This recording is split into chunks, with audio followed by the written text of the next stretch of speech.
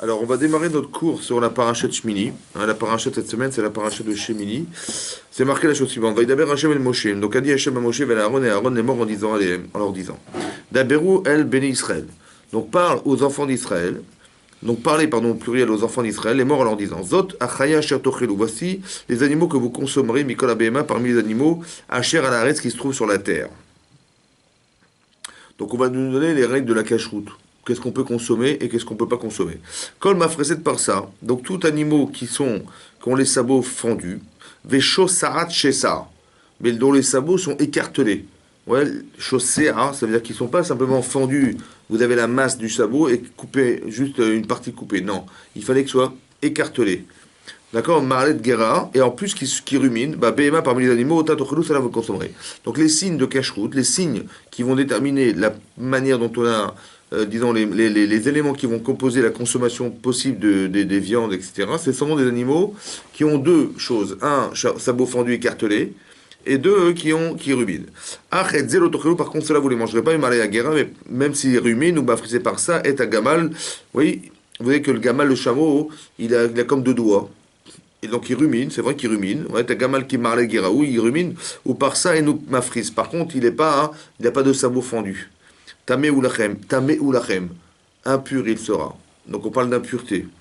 Donc on a aussi des animaux en fait, voilà, qui rentrent dans cette catégorie d'animaux qui sont cachers, déterminés comme aptes à être consommés. Cacher ça veut dire apte.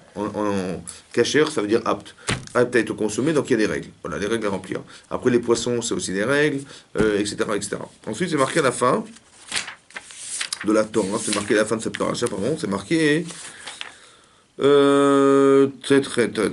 bien. Ensuite, sur lui, qu'il ne faut pas manger des reptiles, tous ces animaux-là, ouais, ça vous faut les manger. Ne rendez pas dégoûtantes vos âmes, vos personnes. Bechol Hasheretz Hashoretz. Ouais, Bechol Hasheretz. Parmi tous les reptiles Hashoretz qui rampent. Velot etam ubaem. Ne vous rendez pas impurs par eux. Venit metem bam. Ouais, vous vous rendrez donc impurs par ces animaux. Kiani Hashem. Elokechem, parce que je suis votre Dieu, Hachem.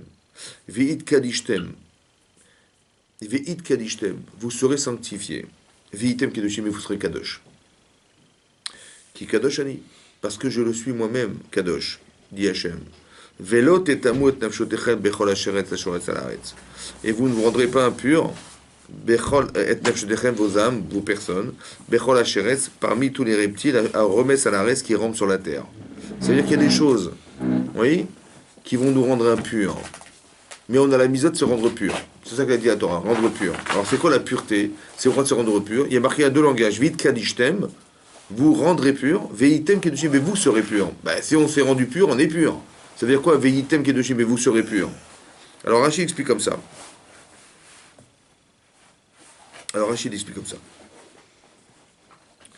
Venit metem. Pardon. Venit metem. Et Rachid dit imatem metam im baem baaretz. Si vous vous rendez impur en consommant des animaux interdits sur la terre, afani metame etrem baolamaba. Moi aussi je vous rendrai impur dans le monde futur. Vous vous rendez compte de ce que ça veut dire, ça ou pas? Ça veut dire que demander cachère, c'est pas de l'hygiène, c'est pas seulement. On s'invente plein de trucs, tu vois, des animaux cachers, bah, c'est des animaux qui ne sont pas sauvages. Vous avez toutes sortes de logique qui peut s'entendre. Hein. Et quand on mange des animaux pas cachers, ce sont des animaux sauvages, il ne faut pas les consommer. Alors Rachid dit non. Il y a marqué Venit metembam, vous serez rendu impur. Comme si que cacher, c'est être apte, et tamé, c'est de plus être apte. Imatem metamim baem. Si vous vous rendez impur en les consommant, ces animaux-là, bah arrête sur la terre. Ah, Fanny metametrem baolamaba. Moi aussi, je vous rendrai impur dans le monde futur, ou mishiva marla. Et dans la yeshiva du ciel. Vous savez que quand quelqu'un décède, ouais, il va monter dans une yeshiva, la yeshiva où on étudie la Torah, dans le ciel. Il dit, bah, ils ne pourront pas rentrer, ces gens, dans la yeshiva du ciel. Parce qu'ils ont mangé des choses qui les ont rendus impurs. Ki ani Hashem Elokechem, parce que je suis votre Dieu. Rachidi, Keshem Shani Kadosh. De la même manière que moi je suis Kadosh, dit Hashem, Shani Hashem Elokechem, et je suis votre Dieu, car Veit Kadishtem, sanctifiez-vous. Kitchu et Atzmechem Lemata, sanctifiez-vous en bas, sur la terre. Vous savez pourquoi il faut sanctifier ici? C'est pourquoi? Parce qu'Hachem, il est Kadosh. Ça veut dire quoi? Ça veut dire que si tu veux retrouver Akadosh Baruch Hu un jour, il faut que tu sois un peu comme lui ou pas? Alors lui, il est Kadosh. Il est saint, lui. Alors il faut que tu sois aussi Kadosh comme lui pour pouvoir pénétrer dans le monde dans lequel il se trouve. Ça veut dire que de manger pas cachère, ou de faire des choses qui nous sont interdites, c'est de se refuser à rentrer dans le monde dans lequel Hachem se trouve. Parce que lui, il est Kadosh. Vous avez compris ça?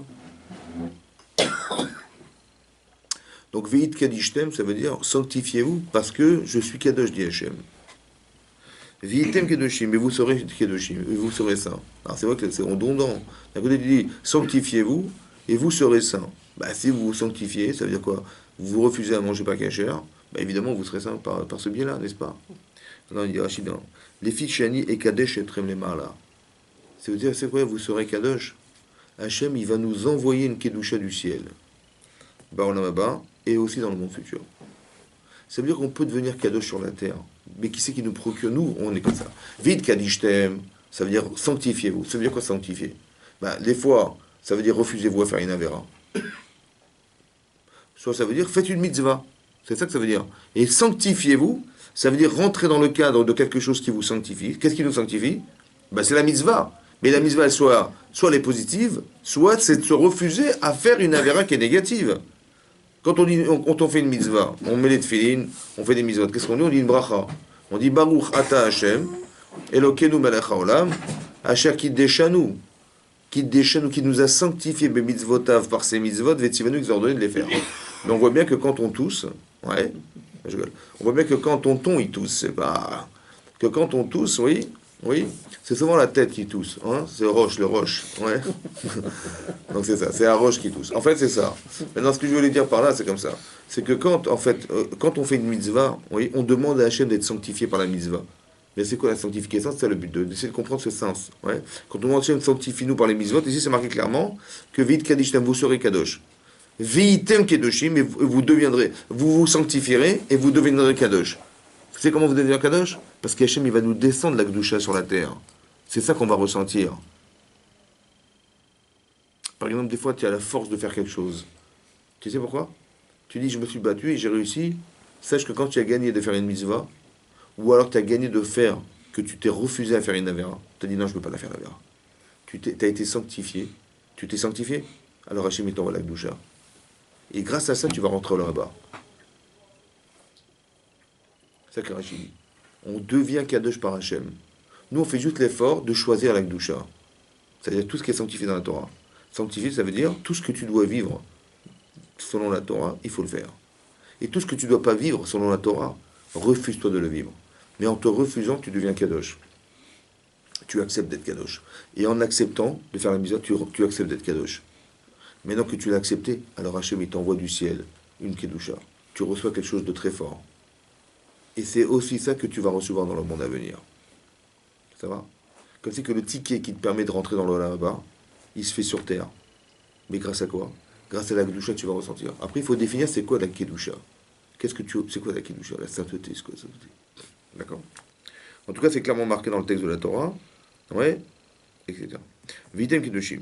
D'accord? Les fiches Ani et Kadeshetrem les Ma'ala. Parce que c'est moi, dit Hachem, qui vous sanctifierai. Au bas, là-bas, ainsi que dans le monde à venir. Velot et tamou, et ne vous rendrez pas impur. Ça veut dire quoi? La avor, elle est et la vie d'arbé. En transgressant beaucoup d'interdictions de la Torah. C'est quoi se rendre impur? Vous savez ce que c'est se rendre impur? C'est de transgresser la Torah. Vechol lav malkutu. Donc ce sont des malkut. Ok. D'accord. Kiani Hachem a ma'ale etrem. Il y a marqué après dans le texte. Dans le texte, c'est marqué.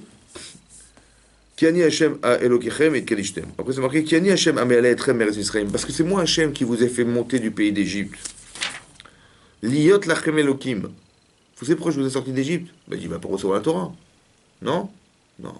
Pour être pour vous Dieu. Je serai pour vous Dieu. C'est-à-dire que le but de la Torah, c'est quoi faire? C'est pour permettre à Hachem d'être le Dieu du gars d'Israël. Mais si tu veux qu'il soit le Dieu, ouais, c'est ça qu'on désire, n'est-ce pas? Alors il faut que tu sois en adéquation avec lui. Et c'est quoi lui? Ben lui, c'est la Torah. Tu comprends? Le but, c'est que de faire Hachem qu'il soit notre Dieu. Mais quand je fais une avéra, je l'empêche de faire ce qu'il a envie d'être. Parce que tout l'objectif, tout ce qu'il a fait de nous sortir d'Égypte, c'est ça qui est marqué ici, ouais, n'est-ce pas? Qui a ni Hachem Amalatrem et Israël. C'est moi Hachem qui vous ai fait monter d'Égypte vers Israël. Liot lachem Elohim. Pour être pour vous Dieu.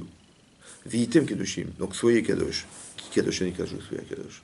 C'est-à-dire que l'intérêt profond de ça, de la sortie d'Égypte, de Matan Torah, de don de la Torah et tout ça, c'est quoi?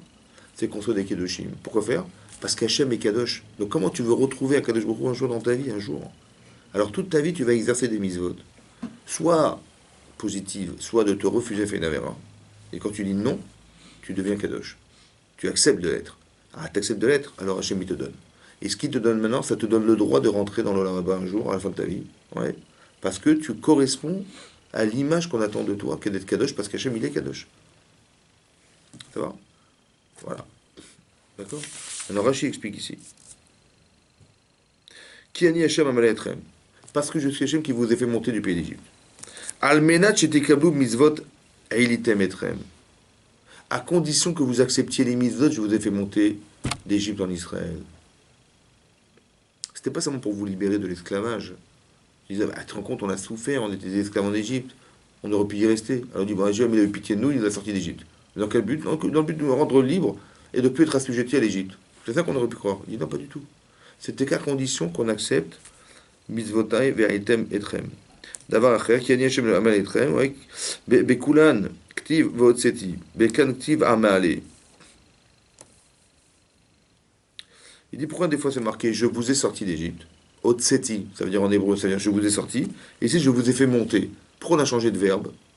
Plutôt que de dire vous ai fait sortir, on a dit vous ai fait monter.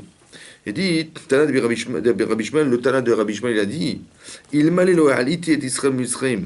Si je n'avais décidé de faire sortir, de faire monter, sortir l'Israël d'Égypte, et la bishvil shem etamim beshratzim, pour simplement faire qu'ils ne mangent pas des reptiles, comme les autres peuples de la terre, d'ailleurs ça aurait suffi. Que si j'avais fait tout ça, tout ce que j'ai fait dit Hachem, que pour une chose, laquelle? Qu'ils évitent de manger des insectes, des reptiles, des machins, ça aurait suffi. Mais non, écoutez-moi bien, pourquoi il a choisi cet exemple Hachem? Pour les reptiles, pour les insectes, pour faire? Tu sais pourquoi? Parce que naturellement, toi, tu vas les manger. Tu veux manger des insectes? Non. Si déjà un insecte que déjà naturellement t'as pas envie de manger, on aurait pu penser que c'était pas nécessaire de te l'interdire. Oui? Alors pourquoi il te l'interdit Hachem? C'est pourquoi? Pour que tu reçoives un salaire. C'est que pour ça qu'il l'a fait. Que tu aies le salaire d'avoir réussi à accomplir la volonté d'Hachem. Même pour des choses simples que naturellement tu n'aurais pas fait tout seul. Vous avez compris ça? C'est ça l'exemple du charetz. Et ça aurait suffi. Simplement que tu acceptes Hachem. Même pour des choses évidentes, comme ne pas manger les insectes. Tu acceptes ça? Tu dis, bah, si tu le fais parce que Hachem il va te sanctifier par ça, alors c'est juste que pour ça, ça aurait suffi qu'on te sorte d'Égypte. D'ailleurs, ça aurait suffi. D'accord? Vous avez compris ça?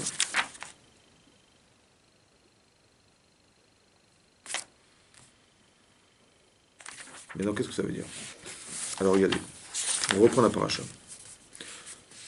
C'est marqué ici dans la Torah, hein, la chose suivante.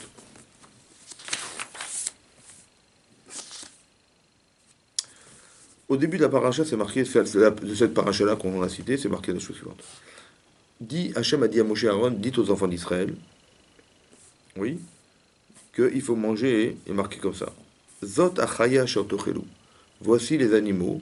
Chaya en hébreu, c'est quoi une chaya? C'est un animal sauvage, mais cachère. Il y a des animaux sauvages qui ne sont pas cachères, oui, comme les lions, les tigres, les panthères et les léopards.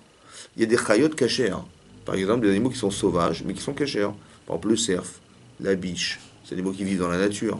On peut les manger, ceux-là, parce qu'ils sont sabots fendus ruminants. Maintenant, on a dit Zot achaya, que vous consommerez. Donc, chaya, c'est des animaux sauvages. Asher torah bechol behema, parmi tous les animaux domestiques. C'est bizarre le langage. Zot achaya, voici les animaux sauvages parmi les animaux domestiques. Non, c'est contradictoire, parce que si c'est animal sauvage, c'est pas domestique. Behema, c'est un animal domestique qu'on trouve dans les fermes. Alors Rashi relève la question et dit comme ça. Je vous lis Rashi. Zot achaya, lashon chaim. Chaya, ça vient de Chaim, ça veut dire la vie. Pourquoi on a dit Chaya au lieu de dire un animal domestique? C'est pourquoi? Parce que dans Chaim, dans Chaya, il y a Chaim. Lachon Chaim. Regardez ce que dit le Midrash. Les filles chez Israël, Dvukim Bamakom. Les Bnei Israël, ils sont collés à Hachem. En quoi on est collé à Hachem? Collé, on est collé. On est collé à Hachem. Parce que ta Neshama, elle vient d'Hachem. Est-ce que elle est décollée de toi ou elle est collée dans toi? Dans ton corps. Elle est collée à toi. Parce que tu es collé à Hachem. Tu as compris ça? Ta Neshama, elle est spéciale. T'as pas une Neshama des autres. Toi, tu as une Neshama du clan Israël. Ta Neshama qui est issue d'Avraham, Israël et Yaakov. Ta Neshama, elle est spéciale. Sache. Première information, tu es collé à Dieu. Veroui Miyatraim. Et puisque vous êtes collé à Hachem, dit le Midrash, alors vous êtes apte à vivre. Riouim liyot chaim. Chaya, c'est quoi chaya? Animal sauvage. En vérité, ça vient de chaim. Quand tu vas manger kasher, ou quand tu vas te refuser à manger pas kasher, c'est ça qu'on appelle vivre. Vivre, c'est pas respirer.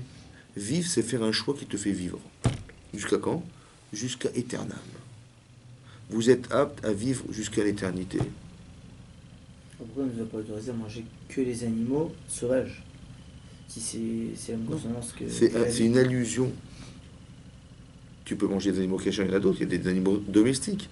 On n'a pas dit sauvage pour dire pas domestique. Non. On a dit sauvage chaim parce qu'il y a un langage de chaim dans chaya. Et t'expliquer que quand tu mangeras ça, tu vas vivre. Mais c'est quoi vivre? Tu vas faire des choix qui vont te permettre de continuer à vivre. On va t'expliquer pourquoi. Vivre, ça ne veut pas dire respirer. Des choix qui te rendront vivant. On va t'expliquer. Les fichar, c'est pour cela. Ivdila minatuma. On nous a séparés, Hachem les a séparés, les Bnei Israël, de la Touma. Puisque nous, on doit vivre. Sous-entendu, quand je mange pas kasher, ça m'empêche de faire des choix vivants. Comme si que Chaim, c'était vivant. Et l'inverse, c'était mort. Oui? Il y a quelque chose, quand je mange pas kasher, qui tue ma conscience. On va expliquer. Ivdem et la Touma, vegazer la misot. C'est pour ça, puisque nous, on est réouim, on est apte. Ça veut dire quoi, être apte? On a une neshama qui nous vient d'Hachem, mais qui est spéciale. Hein. Alors, puisqu'elle est spéciale, et qu'on est apte à pouvoir rentrer au Lamaba, alors ça vaut la peine de nous proposer des misvot, ouais, et ça vaut la peine de nous dire ce qu'on peut manger et ce qu'on ne peut pas manger. Parce qu'a priori, ce qu'on mange, ça a une influence sur nous. C'est ça que ça veut dire. Et comme on est apte à vivre, cette aptitude-là, elle existe. Alors, pour ne pas entamer dans cette aptitude, alors on nous dit mange ça et mange pas ça. Parce que quand tu vas manger quelque chose qui n'est pas d'ordre, on va dire, de Gdusha, ça va te rendre tamé. Ça va? Véléoumot Aolam, par contre, les peuples du monde, lo asakloum, il n'aura rien interdit. C'est-à-dire, nous, il nous a dit mange ça, tu manges du kasher. Mais ce qui n'est pas kasher, il ne faut pas manger. Nous, on nous a interdit certaines choses, on nous a permis certaines choses. Mais les non-juifs, ouais, on leur a dit qu'ils peuvent tout manger. Pourquoi? Ils n'ont pas la même neshama que nous et pas le même chemin à suivre. Exactement. Ça veut dire que si quelqu'un, par exemple, tu dis, mais moi, eux, ils mangent ce qu'ils veulent et nous, pourquoi on mange pas ce qu'on veut? Ça va, eux, ils ont le droit de faire ça et nous, on n'a pas le droit de faire ça. Tu sais pourquoi? Parce qu'on est différents. Mais la différence, elle ne se fait pas parce que de façon culturelle, on est différent. Ou cultuelle, on est différent. Non. Parce que tu as une neshama qui est adaptée à ce que la Torah t'a demandé. Eux, ils ont une neshama qui n'est pas adaptée à ça. Ça veut dire que quand un type, il mange kasher, ou quand il ne mange pas kasher, ça va forcément avoir une influence sur lui. Que chez les autres, il n'y en aura aucune influence. Ça ne va rien changer chez eux. Tu as compris ou pas? C'est ça qu'il faut comprendre. Et moi, j'ai entendu, admettons, on veut donner à manger à un goy, il faut lui donner du kasher. Ça, je ne vais pas rentrer dans la lacha. On ne rentre pas dans la lacha. Je vais juste t'expliquer les principes de base. Sache que quand tu manges quelque chose, ça a une influence sur toi. Quelle style d'influence? Alors, c'est marqué... Oui, Venit Metembam. Alors là-bas, la Gemara dans Yuma, elle explique que vous se rendre tamé, Venit Metembam, ça vient de Timtum. Timtum, c'est un bouchon. Comme si que de ne pas manger kasher, ça va obstruer quelque chose. Oui. Alors c'est comme ça. En vérité, ça va obstruer quoi? Nous, on est apte à vivre. Ça veut dire que naturellement, on est poussé à faire des misvot. C'est dingue. Hein. En vérité, il y a juste une aptitude à avoir, c'est celle de faire le choix, de s'accorder le choix de faire la mitzvot. On t'a rien demandé d'autre que de choisir de faire la mitzvah. Et de, surtout, ne pas casser ce qu'on t'a construit, c'est-à-dire on t'a donné une chama, une conscience juive, on va dire, quand tu manges pas kasher, tu vas créer une influence négative. Mais alors, c'est quoi la kedusha et c'est quoi la touma? La touma, la pureté, c'est quoi la touma? La touma, c'est l'état de ce qui ne vit pas. Parce que quelqu'un qui meurt, il devient tamé. La plus grande touma qui existe, la plus grande impureté qui existe dans le monde, c'est la personne décédée. Parce qu'elle avait une neshama qui est partie, et le restant, qui est le corps, devient tamé. Tamé, avi, avot, atoma. Père des pères de la touma. Vous savez que la touma se décline. Ouais. Si un type, un mort, il est avi, avot, il est père des pères. Celui qui te touche, il est av. S'il touche quelqu'un, il est rishon. Et sheni, shlishi, il y a des toumot. Ça va? Mais ça se transmet, la touma. Ça, c'est la touma physique de la mort. Quelqu'un qui dort, il devient tamé. Ça va? Quelqu'un qui faute, il devient tamé. C'est ce qu'on a vu, n'est-ce pas? Venit metembam. C'est quoi la touma? La touma, a priori, ce qui est impur, c'est l'état de ce qui ne vit pas. C'est l'état de quelque chose qui n'a pas d'objectif. C'est l'état de quelque chose qui ne ressent pas, qui ne voit pas, qui n'entend pas, qui n'arrive pas à se mouvoir, qui n'arrive pas à réfléchir, qui n'arrive pas à parler. C'est ça la touma. Aujourd'hui, on est tous tamés. Alors c'est quoi la touma finalement? C'est comme ça. Quand quelqu'un est indifférent, il dit, j'ai pas envie d'aller à la synagogue, j'ai pas envie de faire la mitzvot, ça m'intéresse pas. Tu sais pourquoi? Alors que naturellement, il aurait envie de les faire. Parce qu'il est devenu tamé. C'est quoi tamé? C'est comme si quelque chose qui était mort en lui et qui n'arrivait pas à réagir. Tu dis, mais va à la synagogue! Ça m'intéresse pas. Ça va? J'ai un cerveau qui me dit, vas-y. Ouais. Et en vérité, au fond, il y a quelque chose qui n'est pas vivant en moi. Comme c'est que mon cerveau, il allait chercher l'information, il appuie sur un bouton, ça ne marche pas. Tu sais pourquoi? Parce que le fait de ne pas manger kasher, parce que le fait de ne pas, d'avoir fait une faute dans sa vie, ouais, ça retranche la personne de ce désir. Ça la rend impure, ça la rend mette. Tu comprends ça? C'est-à-dire que la personne n'est pas réactive.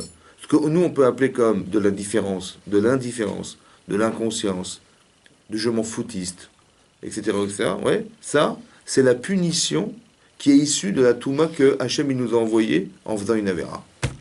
Autant que l'inverse. J'ai très envie de faire, je suis très encouragé, etc., etc.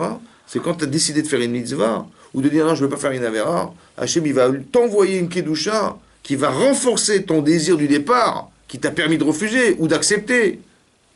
Oui ou non? Mais c'est ça qu'Hachem il va faire, et c'est ça que tu vas hériter. Tu vas hériter des choix que tu as faits, et de la sainteté qu'on t'a mis en toi, et qui t'a renforcé dans tes choix. Vous comprenez ça? C'est que c'est pas neutre une Avera. C'est pas neutre une mitzvah. Nous on dit, bah t'as fait une mitzvah, Dieu il comptabilise là-haut, et puis à la fin de ta vie on va comptabiliser. Non, c'est qu'en vérité tu vas hériter de ce que tu as gagné d'être. Quand tu as fait une mitzvah, Hachem il t'a envoyé de la douche sur toi. Mais comment tu le vois toi? Parce que ça te gêne de voir que des choses elles se font pas dans les règles de la Torah. Ça te gêne, ou ça te donne envie de faire des mitzvot. Mais d'où vient ta gêne? Et d'où vient ton désir? D'où vient ton désir? Tu sais d'où vient? D'avoir décidé de faire une mitzvah. Alors, Hachem, d'où il se trouve, il t'envoie une doucha. Et ça nourrit ta conscience. Et tout à coup, tu as envie. Même si on a fait contre le cœur. Hein? Même si on a fait pas contre le cœur, mais je sais pas forcément avec de l'enthousiasme. Après, c'est le degré de doucha. C'est comme tu dis, il y a des niveaux de doucha. Mais quelqu'un, quand tu donnes ta vie pour quelque chose, par exemple, bah, tu arrives au top du top. Là, tu as une doucha extraordinaire. Mais quand tu fais des façons nonchalantes, ou tu dis, tiens, j'ai vérifié ma pomme, tu sais pourquoi je vérifie ma pomme? Parce qu'il n'y a pas des vers, parce que je ne supporte pas les vers. Bon, peut-être là, à ce moment-là, bon, bah, tu l'as fait pour parce que à chaque qui des chanots, ou tu savais parce que ça te dégoûte. Parce que j'ai pas le droit de manger de verre, donc je vais vérifier. Ouais. Alors, c'est très bien. Mais en réalité, ça m'aurait pas dérangé de croquer dedans. Alors, c'est Donc, ça. j'ai pas cette envie de dire, je le fais vraiment pour Hachem parce qu'il me le demande. Ça, c'est facile ce que tu dis. Ce qui est plus compliqué, c'est quand tu n'avais pas envie de manger le verre. Et tu le manges pas parce que Hachem l'a ordonné. Là, c'est compliqué. Si de toute façon tu dis, moi je l'aurais mangé, mais la Torah me l'interdit, c'est super. Tu l'as fait pour la mitzvah. Mais quand tu dis, mais de toute façon, moi je supporte pas les vers de terre, moi. Dès que je vois un petit ver de terre qui sort d'une pomme, j'ai envie de vomir. Donc je vais vraiment vérifier pour voir s'il n'y a pas des vers, ça me dégoûte. Mais tu le fais pour toi ou tu le fais pour la mitzvah? C'est là que c'est compliqué.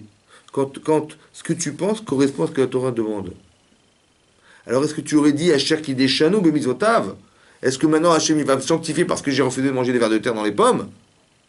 Ou tu dis non, parce que de toute façon, moi j'aurais pas mangé de toute façon. Donc il n'y aura pas de gdoucha à ce moment-là, tu vois. Il faut que ce soit dans le cadre d'une mitzvah, dans le cadre de ce que tu veux à qu'Hachem te sanctifie. Comme si que l'objectif, c'était quoi l'objectif? Vous savez ce que c'est que l'objectif? C'est d'avoir le salaire de recevoir ce qu'Hachem nous demande. Hein? L'objectif, c'est d'atteindre quelque chose. Quoi? Le maximum de Gdusha dans ta vie. C'est un challenge que tu dois te mettre dans ta vie, ça.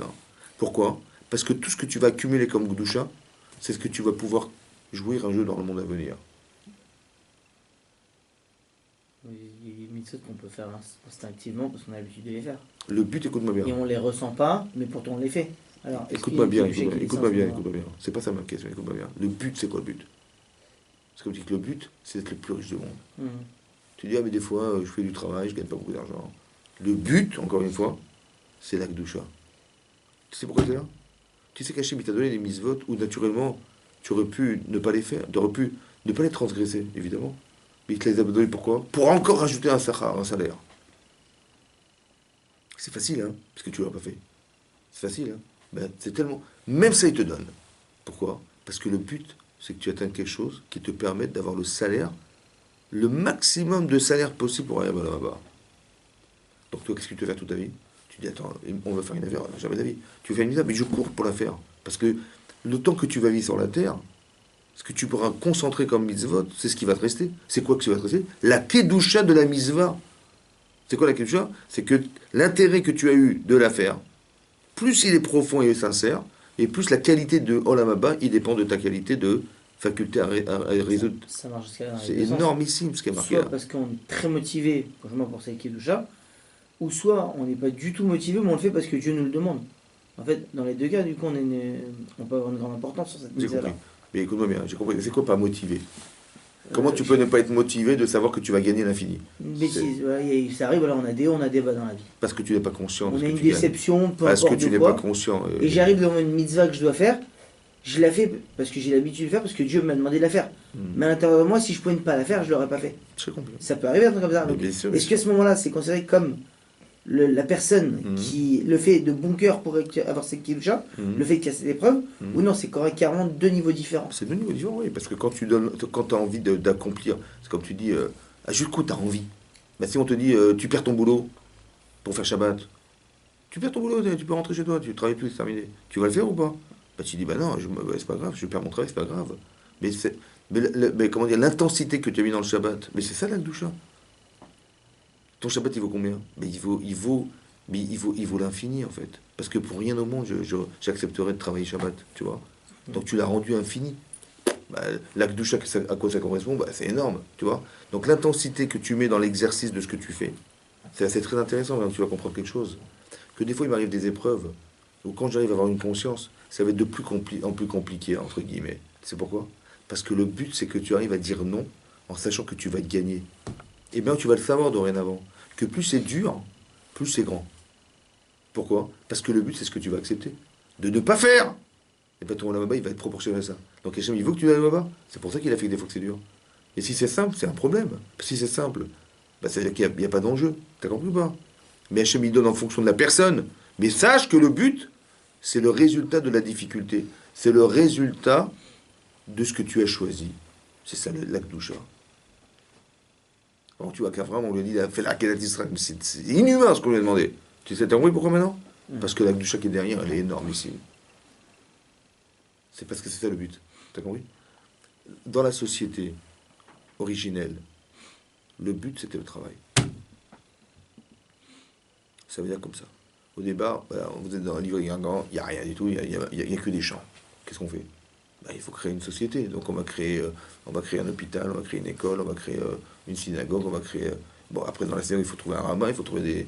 Et dans l'hôpital, il faut former des médecins, il faut former des infirmiers, il faut former des gens. Oui, mais le but c'est quoi? Ben, c'est la formation, le but. Le but. Maintenant que les gens ils travaillent parce qu'on a besoin de médecins, on a besoin d'électriciens, on a besoin de plombiers, on a besoin de charpentiers, on a besoin de peintres, on a besoin de tout ça. Et comment tu vas faire la société? Elle ne peut pas se construire toute seule. Après qu'on ait ça, alors on a salarié les gens. Mais le but au départ, c'était pas le salaire. On n'a pas fait des métiers pour vivre. Pour vivre, c'est-à-dire pour manger. Non. Le métier, c'était pour Entamer sa vie. organiser la société. Oui. Imagine-toi, aujourd'hui, tu marches à pied dans la rue et sur de la boue. Tu dis, bah, il faut quand même qu'on trouve des ingénieurs, qu'on trouve des gens qui nous fabriquent des voitures, des avions, des routes sur lesquelles on peut circuler. Tu vois, des fois, il y a des petites bosses sur l'autoroute. Tu roules sur l'autoroute, ça bouge comme ça, tu deviens fou. Tu te rends compte, là, il faut que ça soit lisse, mais lisse de lisse. Il faut trouver des techniques pour ça. Donc il y a des gens qui réfléchissent, il y a des écoles, il y a des gens qui réfléchissent. Mais il faut les former, ces gens-là. C'était ça le but. Le but, c'était le travail. Et maintenant que les gens travaillent, bon, il faut les salaires, il faut qu'ils viennent, il faut qu'ils mangent, alors on va donner un salaire. Ça, c'est dans ce monde. Dans la société, c'est comme ça. Le but, aujourd'hui, c'est vrai que c'est déformé aujourd'hui parce que les gens disent, bon, maintenant que c'est organisé, t'as une société construite, alors on va chercher à gagner le mieux possible. Ça, c'est inversé. Mais c'est logique que quoi, la normalité, c'est le travail. Et après, le salaire qui se greffe au travail. C'est ça la logique sociale. Mais la logique de la Torah, c'est pas ça. Le but, c'est pas le service que tu donnes. C'est le salaire que tu reçois. Tu as compris ce qui est marqué là? Tout ce qui fait Hachem, c'est te donner le droit de rentrer là-bas. C'est ça le salaire de rentrer. Mais le salaire que tu vas recevoir, ton CV, c'est tes aptitudes.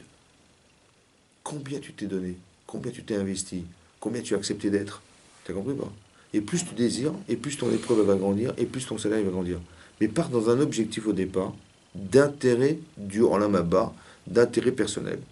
Et un jour, quand tu seras devenu un grand tzaddik, tu pourras dire, écoute, je le fais avec Shem Shamaim, je le fais sans intérêt personnel.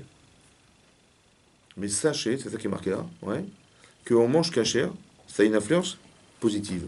Laquelle? De te permettre d'accéder à ce que la Torah te demande. Si tu dis que tu ne manges pas kasher, par exemple, tu vas y aller, ou tu ne vas pas comprendre ce qui est marqué, ou tu ne vas pas te sentir concerné par ce qui est marqué. Tu dis, mais moi, ça ne m'intéresse pas tout ça, mais c'est quoi cette religion-là? Mais ce raisonnement-là, c'est la touma de la Havera. C'est l'impureté de la Havera. Comme c'est que la punition de la faute, c'est pas ce qui va t'arriver demain. Déjà, de ne pas ressentir le désir de la misma, c'est une punition. Tu as compris ça? C'est ce qu'on appelle la touma. Par exemple, quelqu'un qui a envie de boire. Par exemple. Par exemple. C'est marqué dans le Midrash Rabbah, ouais, que Pharaon, ouais, il ne veut pas libérer l'Israël. Qu'est-ce que fait Hachem? Il envoie Moshe Rabbeinu pour lui dire, écoutez, il faut libérer l'Israël. C'est marqué dans le Midrash Rabbah, dans Parashat Shemot, dans Parashat de Beau, pardon, c'est marqué là-bas, hein, ouais, que Resh Lakish, il a dit la chose suivante. Hachem a dit à Moshe, va parler à Pharaon pour qu'il libère l'Israël. Il a refusé. D'accord? C'est ce qu'il a dit Hachem. Ata metame et atzmecha. Ah, tu te rends impur. Ani mosif lecha tumatomatra. Je vais rajouter de l'impureté sur la tienne. D'abord, c'est ça qui est marqué dans le texte. C'est quoi l'impureté? Ne pas être dans le sens de Dieu. Alors, c'est quoi? Par exemple, dans l'exemple de Paro, ça serait quoi? L'exemple de Dans l'exemple de Paro, de Pharaon, c'est quoi l'exemple? Ça serait quoi l'impureté selon toi? d'aller contre la volonté de Dieu. Ça, c'est la conséquence. Mais c'est quoi l'impureté? L'impureté, c'est comme tu dis, il y a un trou et il y a un bouchon. D'accord? Donc, c'est quoi le bouchon? C'est quoi le bouchon ici? Ce qui fait barrage. Maintenant qu'il a bouché, il ne va pas pouvoir faire entrer l'eau. Hmm. D'accord? Donc, il a refusé d'écouter Dieu. Mais ça, c'est quand ça a été bouché. Oui, non. Mais c'est quoi le bouchon? C'est quoi qui bouche? C'est impureté. C'est quoi? C'est quoi? Concrètement, c'est quoi? Hein? La Vera.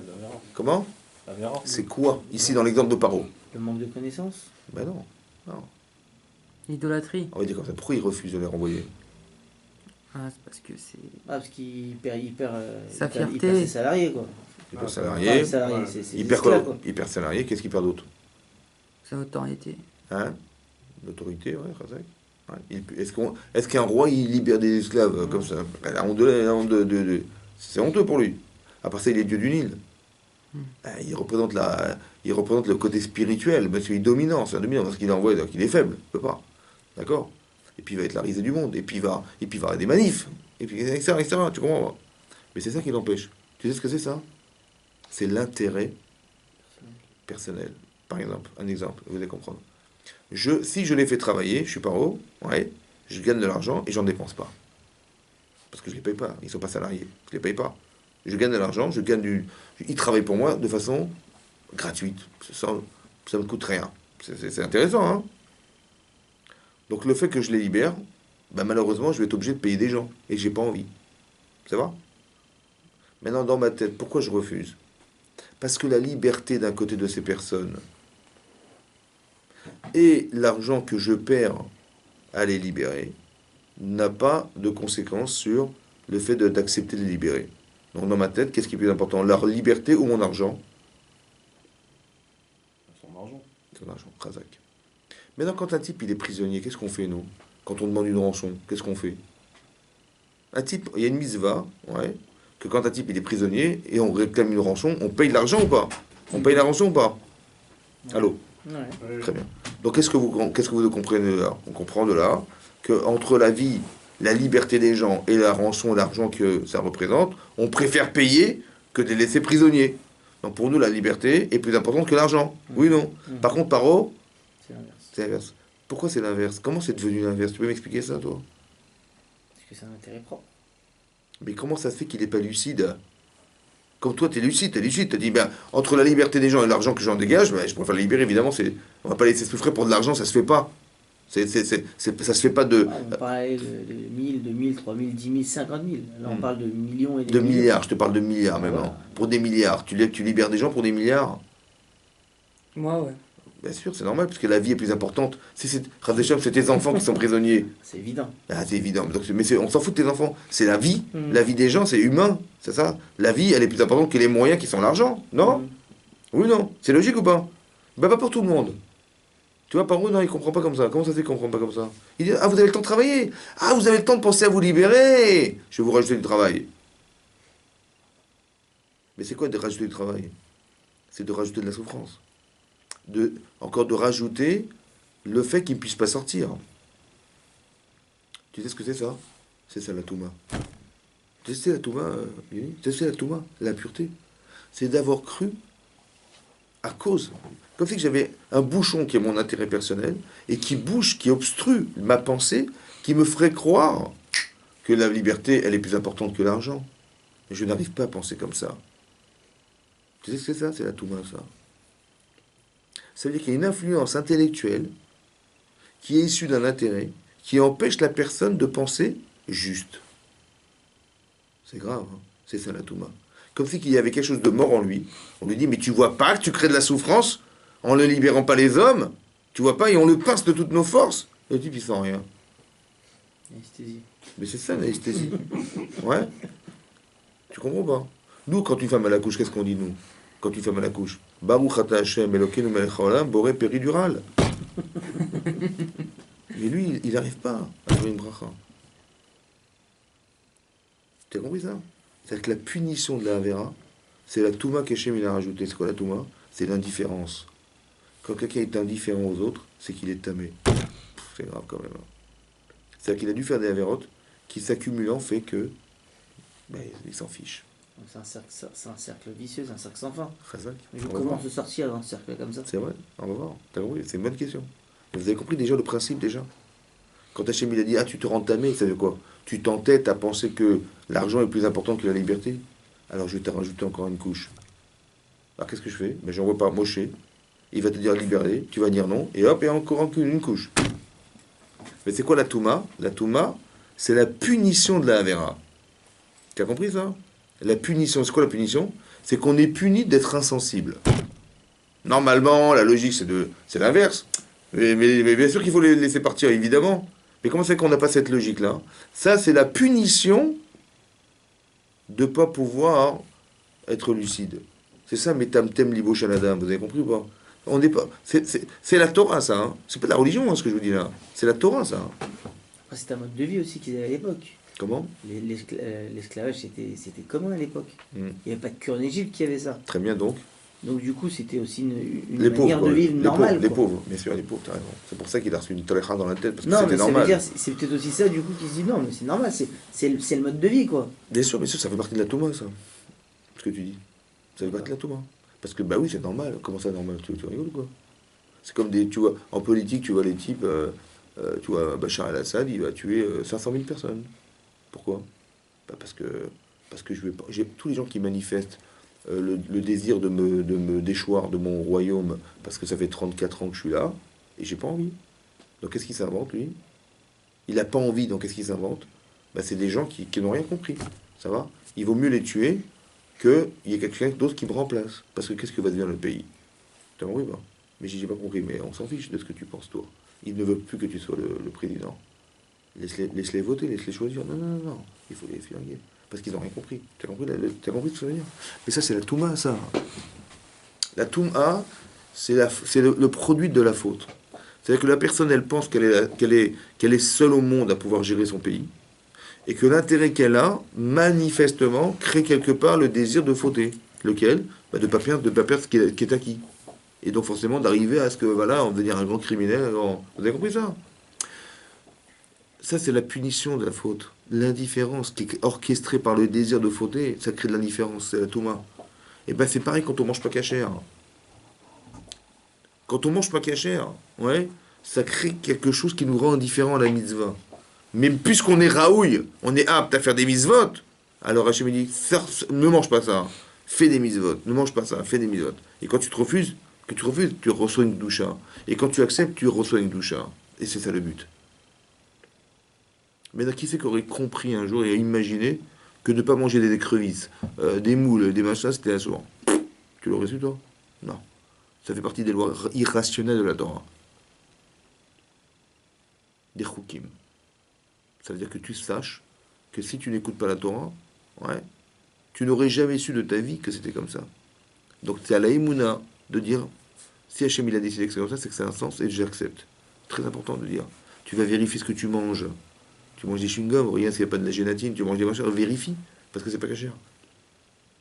Donc tu as peur de te rendre tamé. Tu as peur de ça, ouais. Tu as peur, tu vas prendre la cache-route la meilleure du monde. On sait jamais. Il y a des accidents des fois, des gens ils font pas des trucs cachés, on sait jamais. Tu vois, le rave, il y a marqué, il y a un petit truc sur il y a le rave, c'est bon, il est marqué. Mais tu connais la qualité tu connais la qualité de la cache-route, tu connais le degré d'exigence de la cache-route, tu connais toi. T'as pas peur de perdre quelque chose dans ta vie, non? Dans le doute, qu'est-ce que tu fais dans le doute? Bah tu prends le meilleur. C'est logique ou pas? Pourquoi? Parce que j'ai peur de ne pas être kadosh. J'ai peur de me rendre tamé. J'ai peur. Parce que je sais que c'est pas caché. C'est moi qui vais perdre.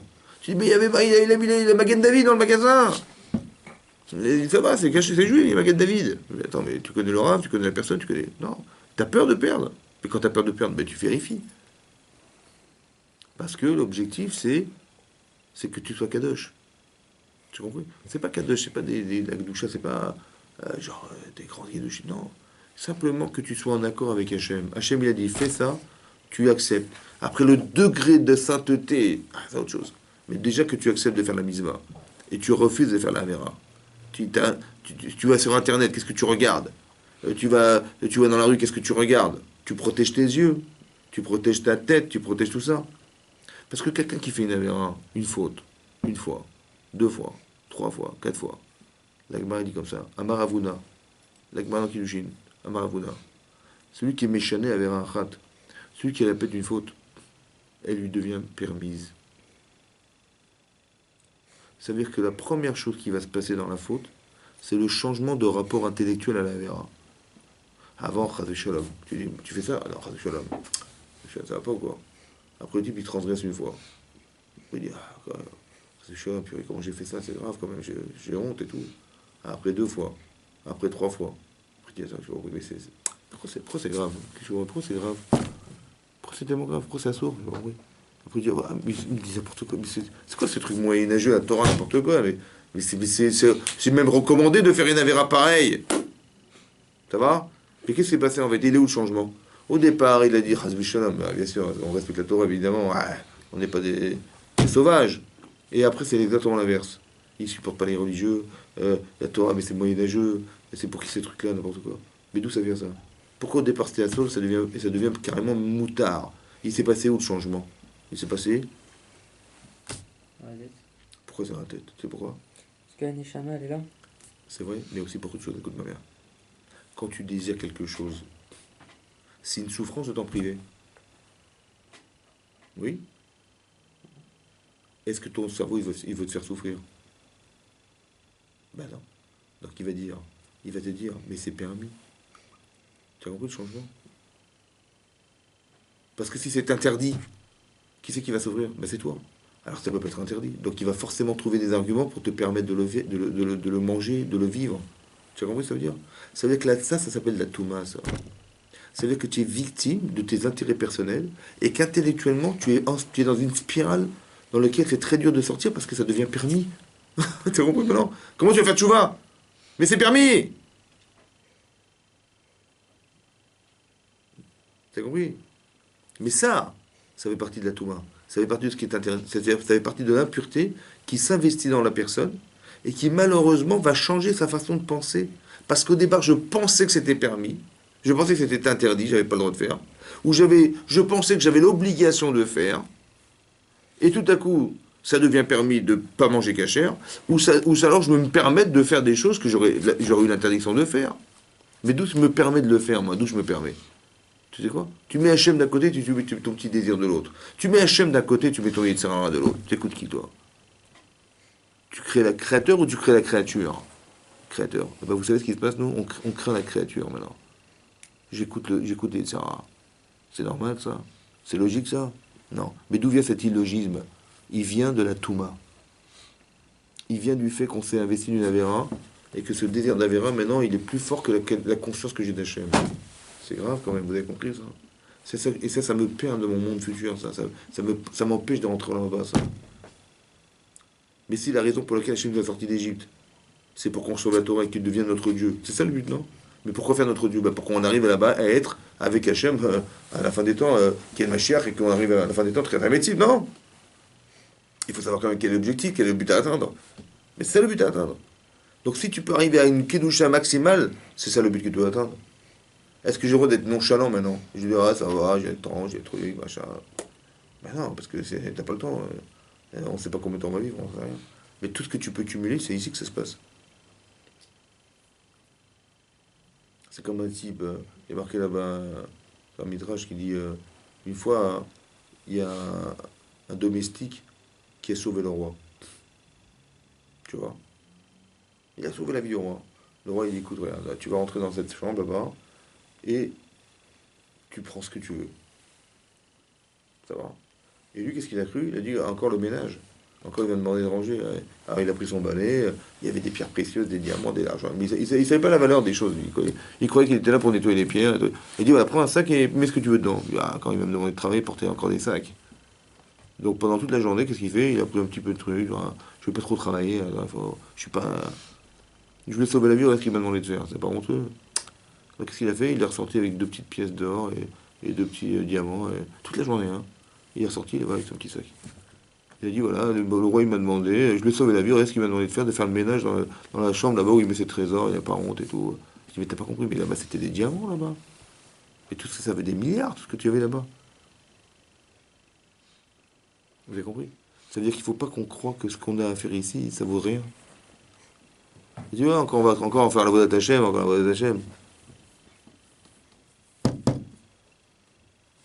C'est pas pire que ça, vous avez compris? Il faut qu'on ait conscience de ça, qu'on est là que pour ça. Il n'y a que ça. Et ce qu'on voudrait nous faire croire, c'est 1, la méconnaissance. 2, c'est le Zara. 3, c'est la Vera. Tu dis, de toute façon, on a le temps, ça va, on a le temps. Voilà. C'est pas grave. Et puis, est-ce qu'on est obligé de le faire? Ça va, on est obligé de le faire. Et si j'ai fait un peu, de façon nonchalante, est-ce que j'ai... Mais non, mais il faut que tu te mettes, il faut que tu sois conscient de ce que tu vas gagner. Hein. Parce que le but, c'est ça. C'est le seul moment de ta vie où tu peux construire ta vie, c'est ici, c'est tout. Le monde dans lequel on vit n'est pas un monde en soi. Il y a un type qui dit, voilà, moi je travaille, et comme ça à la fin, j'ai la retraite, et puis là, je vais profiter de la vie, et je vais partir, je vais faire le tour du monde. Puis jusqu'à ma mort, et puis comme ça, j'aurais bien préféré. Puis ça soit après la mort, on va rien faire, après on va rien. Alors, autant kiffer sur la terre, on profite. Et donc je travaille toute ma vie, je fais un petit capteur, un petit magot d'argent, et à la fin, jusqu'à la fin de ma vie, je profite, je fais des voyages, je vais à Miami, un truc, puis après, jusqu'à voilà, c'est tout. Donc c'est-à-dire qu'on a cru que le monde était un monde en soi. Mais le monde en soi n'est pas un monde en soi. Ce monde-là n'a de but que de te faire accéder à un autre monde. Et c'est l'autre qui est le but, c'est pas celui-là qui est le but. La lecture, elle est différente, pourquoi? Parce que si tu crois que le monde en soi est un monde en soi, donc Dieu, il n'a pas besoin de s'occuper de toi, parce que tu kiffes dans le monde dans lequel tu vis. Mais si c'était tellement vrai, alors tu serais tout le temps heureux, quoi. Y a pas, tu n'aurais jamais de problème ni d'embûche, parce que le but en soi, c'est d'être heureux sur la terre. D'heureux, ça veut dire de profiter du monde dans lequel tu vis. Mais si c'était vrai, on n'aurait pas de problème. Mais comment c'est qu'on a des problèmes alors?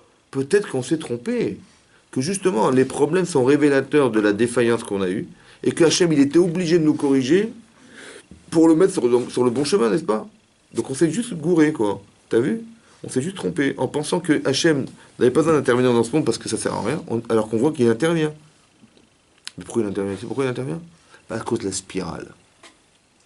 Tu m'as dit tout à l'heure, alors comment ça sort? Alors Hachem, il va être obligé des fois, à cause de la spirale, de faire que la personne ait pu se réveiller. Parce que ce système, en vérité, c'est un système infernal. Parce que tu fais une avéra et ça enroge d'une couche. Et comment tu vas faire? Tu as compris, pas? Il y a deux façons de répondre à cette question. Soit l'intervention divine, ça veut dire, il peut arriver des catastrophes, et que le type, après, il dit, ah là, c'est trop... ça le remet tellement en cause qu'il fait tchouva. Soit, en vérité, tout ce que la personne fait, ça n'a pas de neshama. Ça veut dire, à force de faire une avéra, c'est de vivre dans l'intérêt de soi. Vous comprenez ça? Mais à force de vivre dans l'intérêt de soi, c'est de rajouter encore un peu plus de matière. Mais quand il y a trop de matière, il n'y a pas de spirituel. On se lasse de la matière. C'est comme tu dis, bon, les vacances, ça va, les vacances, c'est sympa, mais bon, j'ai envie de faire autre chose dans ma vie. Il n'y a pas que les vacances. Ça va? Pourquoi? Mais fais toute ta vie des vacances. À un moment donné, tu satures. Tu sais pourquoi? Parce que, ok, d'accord, on a kiffé. Et alors? T'as compris? Ce et alors, ça veut dire, et alors? Et alors, il n'y a rien de spirituel dans là-dedans. Qu'est-ce que tu vas gagner? T'as compris ou pas? Et ce qu'est-ce que tu vas gagner? C'est le manque spirituel qui ne vit pas dans ce que tu fais. C'est qu'au bout de la spirale, il y a une saturation. Parce que, comme on a une neshama, on se sent en vérité contredit par ce qu'on fait. Parce qu'au fond de toi, tu as une neshama. Et tu ne retrouves pas, dans ce que tu vis, ça va prendre 10, 15 ans, 20 ans, 30 ans, hein, mais à un moment donné, tu vas sentir que tu es saturé. Parce qu'au fond, tu as une neshama qui souffre de ne pas retrouver quelque chose de spirituel dans ta vie. Donc au bout de cette spirale, tu rebondis. Normalement. Si tu as le mérite de rebondir. Il y a des gens qui sont têtus, c'est un autre problème. Parce que l'entêtement peut empêcher justement de rebondir. Sur le plan physique et sur le plan spirituel, c'est le même.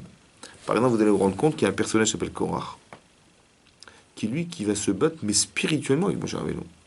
Ça veut dire qu'il va dire quoi? Il va dire que le chef de la tribu des Lévis, normalement, c'est censé être lui. Pourquoi? Parce que Kehat, qui était le Lévi, oui, Kehat, dans le Beth Amikdash, dans le Mishkan, il a eu 4 enfants. Un, il s'appelait Amram. 2, Itzhar. 3, Chevron. 4, Uziel. Il a eu 4 enfants. Le premier enfant, c'était Amram. Donc il a dit, Korach, il a dit, bah, c'est normal que Amram, qui est le fils de Kehat, il ait eu son premier enfant qui était Aaron Cohen Gadol. Et le deuxième, un roi d'Israël, Melech Israël, c'est de Moshe Rabbeinu. Mais le deuxième à qui on devait attribuer la tribu des Lévis, ben c'est mon père qui est le deuxième. Parce que Korach ben Itzhar. Donc c'était logique que ce soit moi ou pas? Et qu'est-ce qu'il a fait Moshe Rabbeinu? Ben non, il a choisi Elitzaphat ben Uziel. Il a fait la révolution. Mais c'était une révolution spirituelle. Vous avez compris ce que ça veut dire que tu peux t'entêter spirituellement, l'entêtement. Maintenant, Moshe il a dit, écoute, c'est simple. Ou tu as raison, tu seras Kohen Gadol, ou tu vas mourir. Ça va? La terre va s'ouvrir. Normalement, quand tu dis où tu vas profiter d'être, où tu vas mourir, qu'est-ce qu'un homme il fait comme choix? Il se retire. Il se retire. Il veut dire, bah ça va, on peut blaguer quand même. Ça va, on peut rigoler, c'est bon, t'es pas obligé de t'énerver. C'est ça qu'on dit en général, ouais. Qu'est-ce qu'il a fait Korach? C'est à moi que tu parles. Eh bien, il a accepté de mourir. T'as compris? Il a pris le risque de mourir. Lui, il était sûr qu'il n'allait pas mourir, mais il a pris le risque ou pas? C'est qu'est-ce que tu apprends de là? Que tu peux trouver même une touma dans la douche. T'as compris ou pas? Que l'Yitzhara, il peut manipuler les gens. Ça, c'est très subtil, vous avez compris ou pas? Parce que la touma, c'est d'être un type têtu. Par intérêt personnel. Il faut juste faire attention que l'entêtement, il soit juste. Par exemple. Tu vis dans un endroit où il n'y a pas de juifs. Tu dois t'entêter à rester juif? Oui ou non? Oui ou non? Mais bien sûr. Donc cet entêtement, tu en as besoin. Mais c'est utilisé dans la Torah. Pas contre la Torah, voilà. Avram Avinu, il est seul monothéiste dans le monde. Il a toute la terre entière, c'est des idolâtres. Il doit être têtu, hein, Avram Avinu, hein, parce qu'il faut tenir quand même, hein, contre tout ça, oui ou non? Donc il faut être têtu ou pas? Bah oui. Mais des fois non. Parce que chaque qualité, elle peut être un défaut. Parce que l'entêtement, dans la mise à ça va. Mais Paro, il est têtu, Pharaon, il est têtu ou pas? Mais bien sûr qu'il est têtu, mais dans le mauvais sens. On t'a pas demandé d'être têtu dans le mauvais sens. Il faut que tu choisisses de vivre, pas de mourir. C'est quoi de vivre? Vous avez compris maintenant? C'est quoi vivre? Vivre, c'est faire des choix vivants. Et c'est quoi qui te fait vivre? Ben, c'est la cohérence d'Hachem et de la Torah. Évidemment que c'est comme ça, qu'est-ce que tu crois? Quand tu vas aller contre la Torah, tu vas contre Hachem. Mais c'est qui a créé le monde? Mais c'est Hachem. Tu vas contre Hachem, c'est stupide. C'est d'une stupidité énorme. Tu dis, j'ai pas envie de faire ça. Mais contre qui tu ne refuses pas la loi, tu refuses Hachem. C'est stupide. C'est aussi simple que ça. Il était pas bête, Korach. Hein? Il était pas bête, Korach. Non, mais lui, il a fait les Shem Shamaïm. Mais c'était un Yetzara, les Shem Shamaïm. C'est très grave. C'est pour ça que c'est subtil. C'est pas de sa faute, alors. Hein? C'est pas de sa faute, alors. C'est juste la faute. C'est ce qu'on a expliqué juste avant que tu viennes. C'est le corps de la Touma, ça. C'est-à-dire, c'est quoi la Touma? La Touma, c'est une influence qui vient d'Hachem. Il est marqué, on a dit que Vit Kadishtem, Viitem Kedoshim, dans la parasha Shmini. Vit Kadishtem. Quand tu fais un choix de Mitzvah, tu te rends saint. Oui? Viitem Kedoshim. Et vous serez saint, c'est qu'Hachem, de là où il se trouve, il t'envoie de la Kedusha sur toi. C'est quoi la Kedusha? C'est que tu vas renforcer ton choix dorénavant. Tu as choisi de ne pas faire la Vera? Tu as choisi? Et bien maintenant tu seras plus fort. Mais ça vient d'Hachem. Et il va te donner au lavaba grâce à ça. Ça veut dire que quelque part, il y a un choix déterminé par l'homme. Mais sache que tu es nourri de tes choix. C'est que maintenant tu seras plus fort demain. Mais d'où vient cette force? Elle vient d'Hachem. C'est ça la Kedusha. Et la Touma, c'est l'inverse. Quand on fait une Avera, j'ai dit, je choisis la Avera. Mais c'est neutre? Non, c'est pas neutre. Hachem, il va faire descendre une Touma. C'est-à-dire que on alimente par le fait de faire une Avera le désir d'en faire. Et qu'est-ce que ça engendre, ça? Ça engendre de l'indifférence. Vous savez, quelqu'un qui transgresse Kippour, hein? Quelqu'un qui transgresse Kippour, il rêve Karet. Quelqu'un Karet, c'est-à-dire qu'il est retranché du monde futur. Quelqu'un qui porte Shabbat, quelqu'un qui fait des avérotes graves, oui, il est coupé du monde futur. On a expliqué. C'est temps. Non, il l'a lui-même, c'est Facebook qui s'éteint. On a expliqué en vérité comme ça. Que quand la Torah dit quelqu'un qui fait une avéra, hein, il est chayav karet, il est retranché du monde futur. C'est pas une punition. Vous avez compris maintenant? Quelqu'un qui mange pas kasher, il va recevoir quelque chose en lui qui lui donnera plus envie de faire les mitzvot. Ou disons que ça va diminuer le désir de faire la mitzvah. Ou ça va le rendre indifférent à la mitzvah. On a dit que ça, c'est la touma, l'indifférence. Et c'est ça qui va engendrer que la personne, elle est intéressée à la vera plus qu'au désir de respecter le côté spirituel de la mitzvah. Ce cheminement-là, c'est ça ce qu'on appelle la touma, le timtum alev. Ça bouche le cœur de l'homme. Oui? D'accord? Donc ça veut dire que quelque part, c'est un phénomène qu'il faut comprendre et accepter. Oui? Que quelqu'un qui est condamné à carré dans le monde futur, c'est pas qu'il n'a pas le droit d'y rentrer. C'est pas que on l'a puni de ne pas rentrer. C'est qu'il s'est puni de ne pas rentrer. J'ai fait un choix dans ma vie. Voilà, j'ai mis la main dans le feu, je me suis brûlé. J'ai dit, mais j'ai pas fait exprès. Mais que tu le fais, que toi, tu n'avais pas envie de le faire, ou que tu étais trompé, machin, ça brûle ou pas? Ben ça brûle, c'est comme ça. C'est pareil, quand quelqu'un fait une avéra, ben, il est investi d'une chose qu'il a brûlée.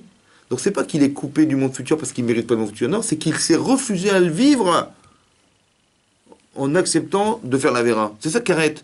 C'est vrai, je dis, quelqu'un, il a brûlé un feu rouge, ah ben on va lui faire payer une amende.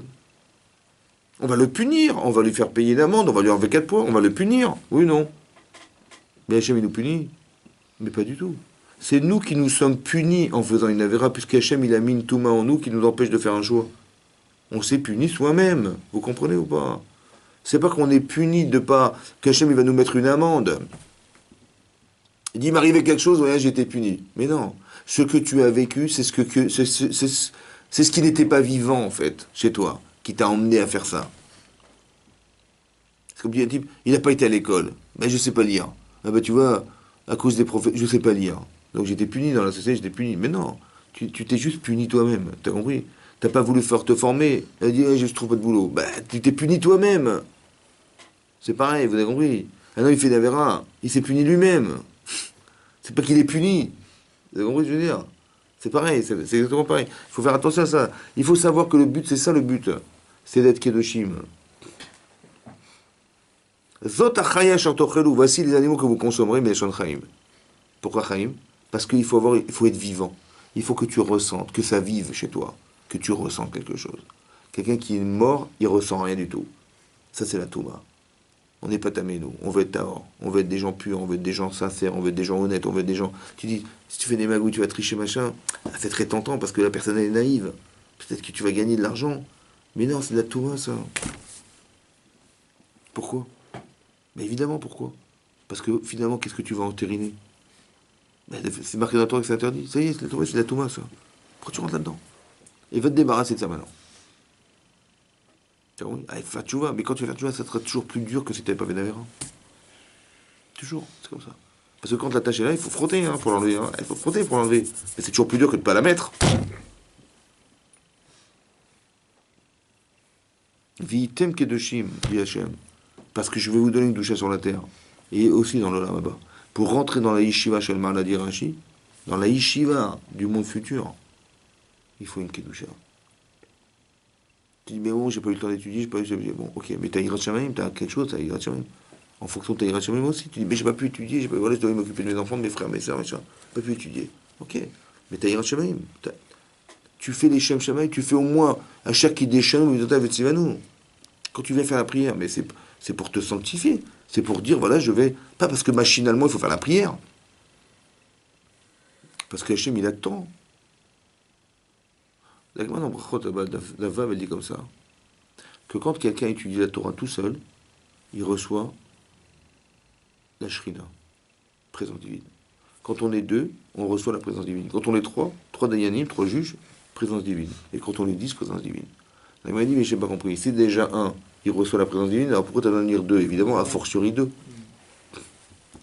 La Gemara dit, non. Parce que quand deux personnes étudient la Torah, ce qu'ils vont dire, ça va s'inscrire dans le livre, dans leur livre. Besefer Azichronot.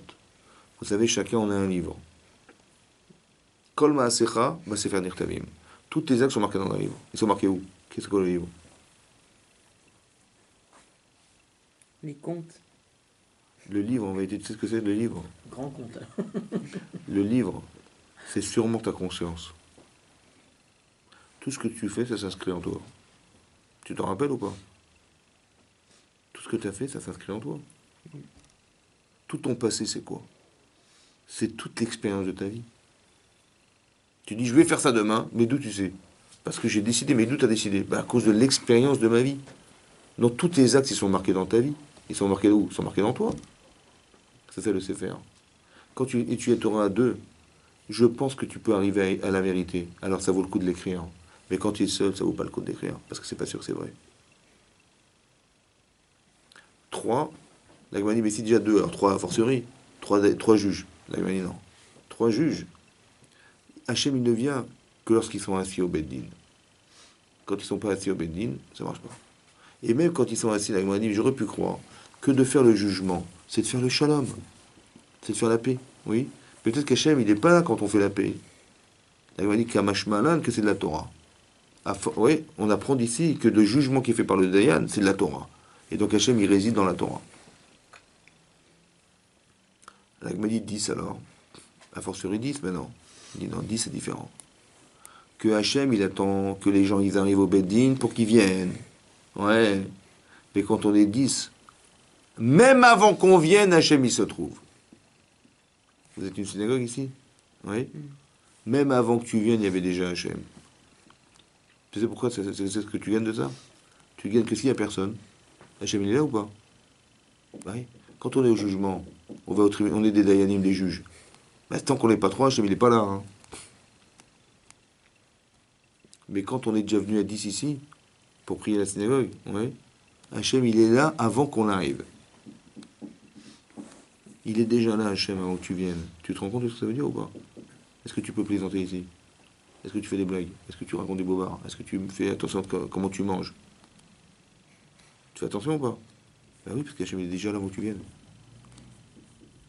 C'est pour ça que c'est mieux de prier dans les synagogues. Parce que c'est pas une des raisons Mais évidemment, que de prier à la maison. évidemment.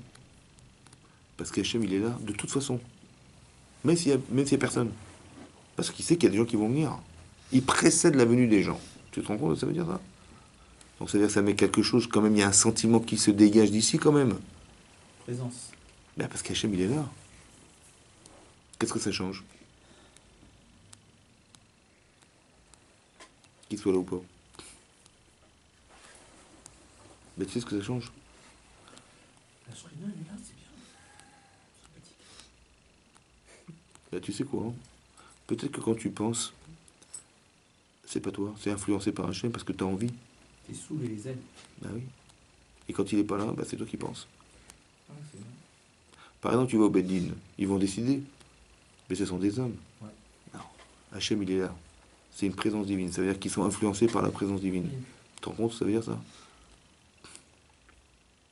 Il y a des grands Talmidei Chachamim qui demandent des questions à des Dayanim. Il dit, écoute, ne m'explique pas, dis-moi juste ce que tu penses, ça me suffira. Parce que je sais ce que tu veux dire, c'est ce qu'Hachem il veut. Mais d'où il sait? Parce que quand on est trois, Hachem, c'est lui qui influe. Tu as compris la différence? Ça veut dire qu'on sait, ça veut dire que c'est très fort, ça. Mais vous savez la chance qu'on a, on est partenaire d'Hachem, je sais pas ce que vous vous rendez compte. C'est fou. Moi, je fais mon bureau à la Sina. Hein? Ça veut dire que c'est énorme. Ça veut dire que vite kanishtem, vitem kedoshim. Mais tu manges pas de shratzim, des reptiles, des insectes. Tu dis, mais je mange pas parce qu'Hachem m'a demandé, tu reçois une gdoucha. Mais c'est facile. Tu adhères, quoi. Ben oui, c'est facile ça. Pour dire qu'Hachem, qu'est-ce qu'il veut? Il t'a rajouté des choses pareilles, il n'aura pas besoin de l'écrire. Évidemment, quel est le fou qui a mangé des reptiles, des insectes? Koh-Lanta. Hein? Aujourd'hui, Il y en a il y a aujourd'hui. plus tellement de. Mais à cause de quoi? Tu sais pourquoi? C'est ça la Touma. Parce qu'on a enfreint quelque chose. Ça c'est. Mais qu'est-ce qui c'est qui est dérangé? C'est pas l'âme goy, c'est l'âme juive. Parce que les goyim leur a permis de manger ce genre de trucs. Tu sais pourquoi? Parce qu'on a une neshama spéciale, nous. Ouais. Et la sensibilité que nous avons, elle nous empêche de manger ça. C'est comme tu dis, par exemple, nous en tant qu'Israël, on a le droit de rentrer dans un cimetière. Ouais. Mais est-ce qu'un Kohen il peut rentrer dans un cimetière? Non. Mais pourtant, ce sont des êtres humains. Deux juifs. Hein? Et ce sont des juifs. Alors, Kadir, il a une kedusha spéciale qui, dans ce contexte-là, Non, pas. ne rentre pas. Ça va forcément. Pourquoi? Parce que le Kohen, à quoi il sert le Kohen? La vie. Hein? Ouais. Attends, le Kohen, il va recevoir la personne qui amène un sacrifice. Mais pourquoi il amène un sacrifice, la personne? La faute est. Mais la faute, c'est ce qu'il aurait tué normalement. Ouais. Donc le Kohen, il est là pour tuer les gens ou pour faire vivre les gens? Pour les faire vivre. Ah oui, à leur place. Donc s'il rentre dans un endroit tamé, Ils risquent d'avoir l'influence. il n'y a que lui qui peut le comprendre. Parce qu'il a une kedusha. T'as compris ou pas? Comment on écrit met? Même tav. Et quand tu l'inverses, il faut être tam avec Hachem. Il n'y a que lui qui peut être tam avec Hachem. C'est l'inverse de met. T'as compris? C'est ça la kedusha. Tamim tiyem Hachem elokecha. T'as la imuna. Parce que la personne intermédiaire entre Hachem et les hommes, c'est le Kohen. Il n'a pas le droit d'être maître, lui. Même en contact avec ce qui est mort, la Touma, ça leur dérange. Parce que ça a forcément une influence. Nous, non. Mais nous, en tant qu'Israël, on ne peut pas manger certaines choses parce que ça nous rend tamés. On n'a pas le droit de les manger.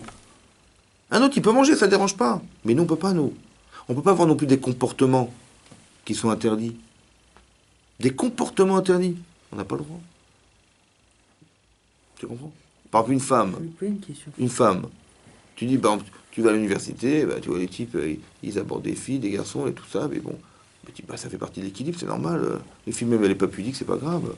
Et même peut-être mieux, comme ça réussir à ses études. Et l'autre qui est timide et machin, il est bloqué, il va rater ses études. C'est vrai. Tu vois bien que c'est épanouissant. Un type qui a un problème psychologique, je sais pas, il est timide, machin, il va voir un psychologue, il va dire, bah, écoutez monsieur, mais sortez, allez au boîte de nuit, allez kiffer votre vie, vous épanouissez-vous. Mais est-ce que ce conseil tu peux donner à un juif? C'est peut-être qu'il a raison, mais pour qui il a raison, vous avez compris ou pas? Parce qu'il y a une kedusha, il y a des choses qu'eux ils peuvent se permettre, mais nous on ne peut pas se permettre de faire. Pourquoi? Parce que c'est marqué dans la Torah. On a une kedusha. Ah, tu comprends pas, mais c'est pas grave, c'est marqué dans la Torah. Hachem, il a créé le monde, il a créé les juifs, respecte la Torah. Il y a des comportements qu'on n'a pas le droit d'avoir. Parce que ça nous rend impurs. Mais pourtant l'autre, il réussit, regarde, il kiffe et ça marche. Je dis, mais toi, tu es juif, toi, c'est pas pareil. Respecte ce que tu es. Est-ce qu'une âme goy, elle peut influencer une âme juive? Mais évidemment. Évidemment. Mais comment l'assimilation, tu expliques l'assimilation, toi? Ouais, c'est que ça, malheureusement. Il y a quoi? L'assimilation. Ah oui. Combien de gens ils ratent leur judaïsme? Et ça va très vite. Hein. C'est pour ça qu'il faut faire attention à ça. Il faut faire très attention. Mais partout. Mais tu vois bien la sortie d'Égypte. Comment on est devenu des esclaves? En une génération, Moïsef est mort. Ses frères et la génération se terminait avec des esclaves. En une génération se terminait. Il faut faire attention parce que nos enfants, ils peuvent devenir des esclaves. Donc il faut qu'on garde notre judaïsme, nous, pour que nos enfants, ils le conservent. Obligé. Parce que sinon, on n'est pas fort, nos enfants, qu'est-ce qu'ils vont devenir? Tu es obligé d'être fort dans tes mitzvot et dans ta Torah. Pourquoi? Parce que demain, c'est qui l'exemple de la Torah à la maison? Mais ce sera toi. Et si tu n'es pas fort... Chef de famille. Oui, mais si tu n'es pas clair dans ces notions-là et tu n'es pas fort tu n'es pas exigeant dans ça, ben, les enfants, ils glissent. Hein, ça va très vite. Hein. C'est comme ça. Qu'est-ce qui nous oblige? Quand les gens vous disent, écoutez, moi je lui dis à mon fils il est juif, après il décidera. Il décidera s'il veut être juif ou pas. Il pourra décider ou pas. Il vit exactement l'inverse de ce qu'il doit être, et la Touma, elle va rentrer dans sa tête, et il va être influencé, machin, tu crois qu'il va faire quel choix à ton avis? C'est stupide, hein, oui. Parce que les gens ne connaissent pas ce principe-là, ces principes-là, de fortes influences. Que dans la Vera, c'est pas neutre une Avera. Tu vis comme quelqu'un qui n'est pas juif, bah tu risques pas d'être juif, hein, c'est impossible. Et des fois, je rencontre des personnes comme ça et j'ose même pas leur dire pourquoi tu t'essayes pas de te marier avec une juive, par exemple. Bah, peut-être que si toi, tu vois la souffrance que ça peut engendrer derrière, peut-être ça vaut le coup de te dire, bah tiens, pour Hachem, je vais le faire pour Hachem, tu vois. Si toi, tu as un projet, toi, tu vois, Hachem, il a un projet, c'est que tout le monde soit dans la Torah. Oui, non. Donc c'est ce projet, il a sorti d'Égypte, pourquoi faire? Pour recevoir la Torah, donc il n'a pas dit toi oui et toi non. Il dit tout le monde doit recevoir la... C'est ça, oui, parce que tout le monde doit arriver là-bas, c'est ça le but, oui, non. Ouais. Donc ça, c'est le projet divin. Mais toi, tu fais partie du projet. Tu veux qu'il réussisse le projet ou tu veux qu'il rate? Qui réussisse le projet. Donc tu veux dire, bah voilà, bah, si ça réussit, bah Dieu, qu'est-ce qu'il attend de toi? Bah, quand tu vois ça, tu dis, bah peut-être que je vais pouvoir lui parler, et puis bah, pourquoi pas, tu vois. C'est le projet, ça fait partie du projet divin. On est tous garants les uns des autres, pourquoi? Parce qu'il y a un projet au-dessus de tout ça. Et si tu peux avoir le mérite de permettre à cette personne-là, si tu peux avoir le mérite, toi, de recréer le lien, tu te rends compte de ce que tu gagnes? Tu sais ce que tu gagnes? Tu gagnes que lui va faire tchouva et ses enfants et ses petits-enfants jusqu'à la fin des temps, ce sera pour toi. Ce sera mon quoi? Ce sera pour toi, le mérite, il sera à toi. Pas seulement ce que tu as fait, mais ce que tu as engendré. Parce que c'est grâce à toi que ça s'est passé. Ça n'a pas de mesure, tu comprends? Et lui, il a eu des enfants, des petits-enfants, des machins. Hein. Toute cette toile d'araignée-là, elle a été construite grâce à toi. Ça vaut le coup, non? C'est un grand mérite, ça, c'est un très grand mérite. Chazak, messieurs, Kol hakavod. Allez, Chazak.